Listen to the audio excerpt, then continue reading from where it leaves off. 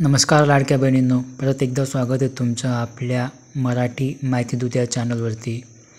आताच नुकती काही दिवसांपूर्वी नवीन अपडेट आली होती की ई-KYC करणं लाडक्या बहिणींसाठी बंधनकारक करण्यात आलेलं आहे।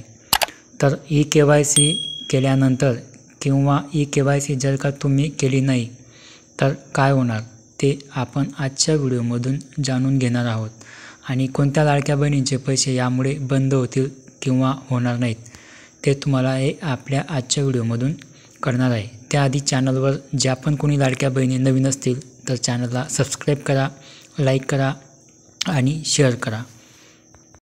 तर ई-KYC केल्यानंतर ज्या महिलांनी आधारमध्ये छेडछाड केली होती, जसं की वयामध्ये कमी जास्त, त्यानंतर नावामध्ये बदल, हे सगळं शासनाला कळणार आहे। तसेच घरामध्ये चारचाकी आहे किंवा नाही, त्यानंतर तुमचं वर्षाचं उत्पन्न 2.5 लाखपेक्षा जास्त आहे का कमी आहे, ते सुद्धा एक ई-KYCमुळे शासनाकडे पूर्णपणे डेटा जाणार आहे।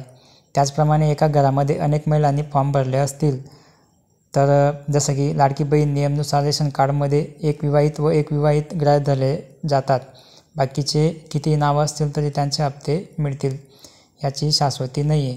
त्याच्यानंतर कुटुंबातील काही सदस्य इन्कम टॅक्स भरतात का, घरामध्ये कोणी शासकीय कर्मचारी आहे का आणि इतर योजनांचा कोणी लाभ घेते का, अशी सर्व माहिती ई-KYC केल्यामुळे शासनाला प्राप्त होणार आहे आणि त्यानुसार मग ते पात्र महिला कोण हे ठरवणार आहेत।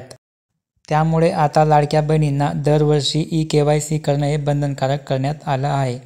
तर आजची माहिती कशी वाटली तुम्हाला कमेंट्स करून नक्की लिहा। तोपर्यंत भेटूया पुढच्या अशाच महत्त्वपूर्ण अपडेट घेऊन, तोपर्यंत काळजी घ्या। धन्यवाद।